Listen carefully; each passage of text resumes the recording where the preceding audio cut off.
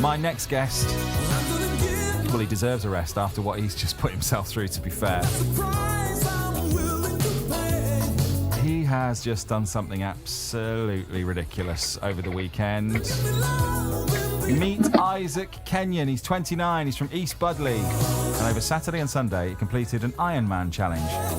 So that is a 4-kilometre swim, followed by a 112-mile cycle, and then running a full 26.2-mile marathon. Piece of cake. But maybe not if you're wearing a 15-kilogram vest. Why would you do that? Let's meet him. Good morning, mate. How are you? Good morning. Hi, John. Nice Thanks for having me on the show. No, it's lovely to have you on. All of that sounds ridiculous enough without wearing the vest. Talk me through the decision.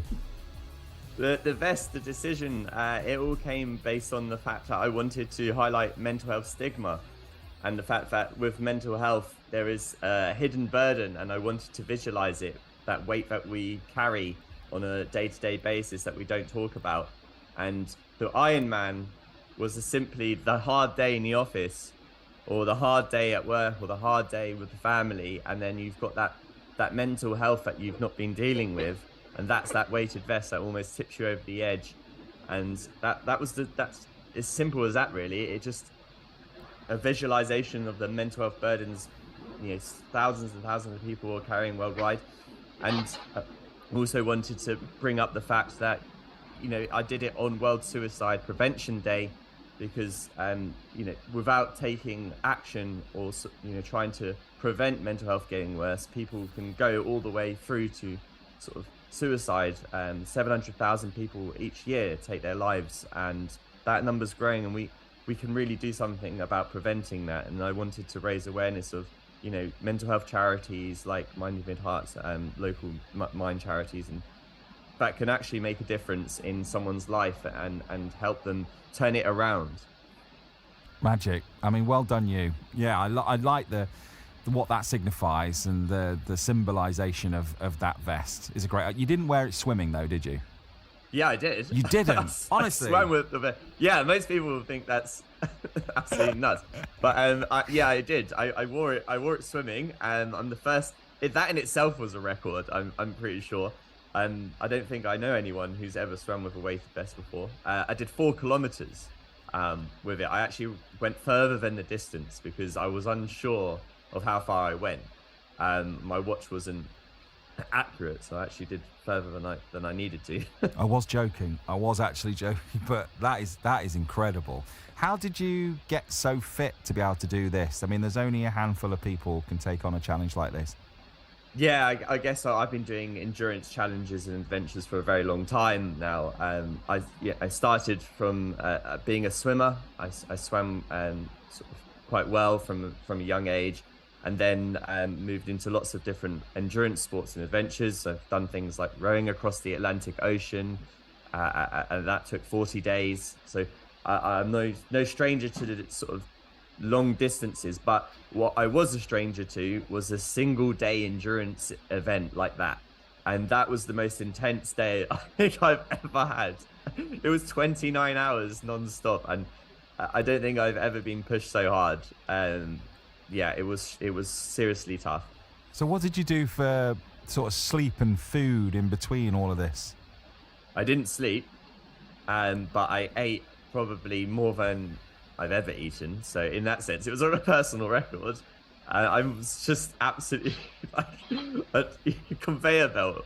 I was eating whilst moving. I was eating whilst stopping.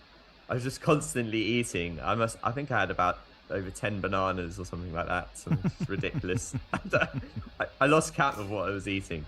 But I worked out how much calories I burnt, and it was about 15,000 to 16,000 calories. So you can imagine how much I needed to eat. Just to sustain that. Yeah. So no sleep. No sleep. I even ran through the night. So yeah. So what happened was I was unaware of the toll the weighted vest would have taken on me, and the fact that because it's a weighted vest, it adds more gravity. So you're pulling a lot more weight with you. The drag factor was insane. It's making it slower for your swim. I mean, all my times were way out of whack. And then the hardest part, which I found, was the fact that because it was taking its toll, the intensity grew. It got harder to lift my legs. It got harder as the day went on. So whereas I was fast at the beginning of the cycle, I was not at the end. Where I was fast at the beginning of the run, I was not after about 5K. And I was running through the night in a thunderstorm even, because there was some storms. Yeah, I was running through a thunderstorm, which was insanely epic. Just wearing this weight vest with this incredible mission, like I will make it to the end. This thunderstorm won't stop me. And the support crew were there, taking rotated sleeps to stay up with me. I remember looking at them; they looked more tired than I did. Was it tougher mentally or physically? Complete mental game. Whole thing was mental. Physically, I would say if it went on for another day, I think I may have had some problems with the joints. I could sense that the weight was affecting the joints around my ankles a bit on the run, and around my knees on the cycle. So I could sense that, and sort of the swim, if it was any longer, then sort of my back probably wouldn't have been able to have handled it. Because I guess when I was swimming, I was kicking really hard, because when you kick, it lifts your body up when you swim. So if anyone struggles with swimming, and they find that actually their body's vertical in the water, you just got to learn how to kick harder and more efficiently, and it will keep your buoyancy up. So I had to kick extra hard, because I had more buoyancy to make up for, because of the weighted vest. And because of that, it kind of does a bit of I don't know if, well, we're on a video call right now, but you can see like a suppression like that on my back. Yeah. So when I kick, I can kind of lift that up a bit. But when I slacked, because whenever I got tired, I slacked. You can imagine I'm almost halving my back in half, like folding a piece of paper. It was I had to keep kicking. It's an incredible endurance feat, mentally and physically. You mentioned why you were doing it there. I'm really sorry about your friend at university. I've just read took their own life, and that's part of the inspiration. You've had your own struggles as well, and what a way to let people know that this is a really big issue, like you just mentioned there. Can you tell us a little bit more about you and what you've been through, Isaac? Yeah, sure.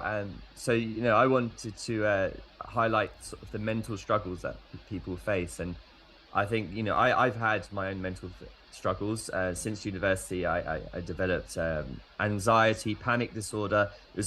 Panic disorder is very much like, it feels like having a heart attack, stabbing, shooting pains in your chest, but it's just so much heightened anxiety and heightened cortisol levels because of stress and worry. And it became such a problem. It became a disorder recurring to the point where I almost had suicidal ideation myself.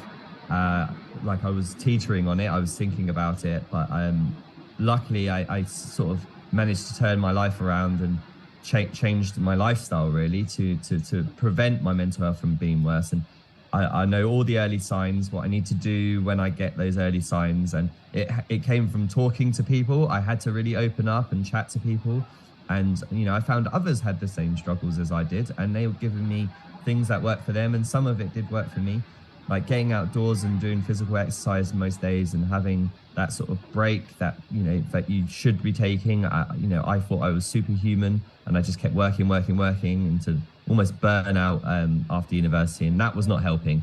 So I had to change my lifestyle around, and those open conversations was super key to that. And getting outdoors.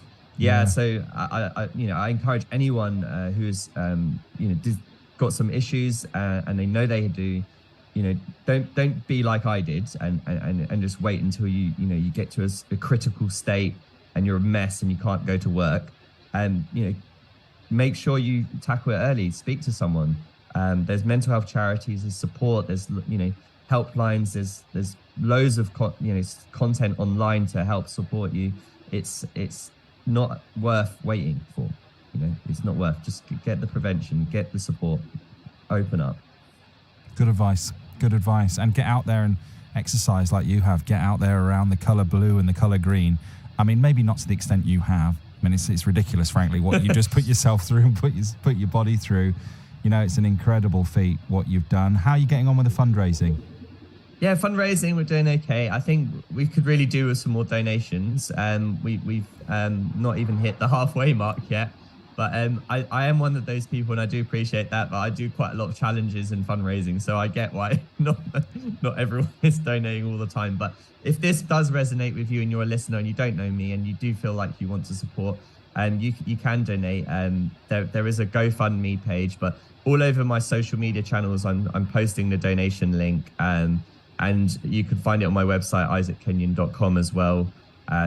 It's going to a worthy cause, local wine charity, that really makes a difference for people's lives. They're saving lives every day. Isaac, great to meet you. Great to talk to you this morning. Well done. Thanks, John. Great to meet you too. Take care. Cheers, Isaac. See you. See ya. I mean, that is just unbelievable, isn't it? Even swam with a 15 kg vest on across beautiful Exmoor from East Budleigh. That was Isaac Kenyon, who has been raising money for a local Mind charity by swimming 4 kilometres with a 15 kilo vest on, cycling 112 miles and running a full marathon non-stop with no sleep, pretty much 29 hours. Unbelievable.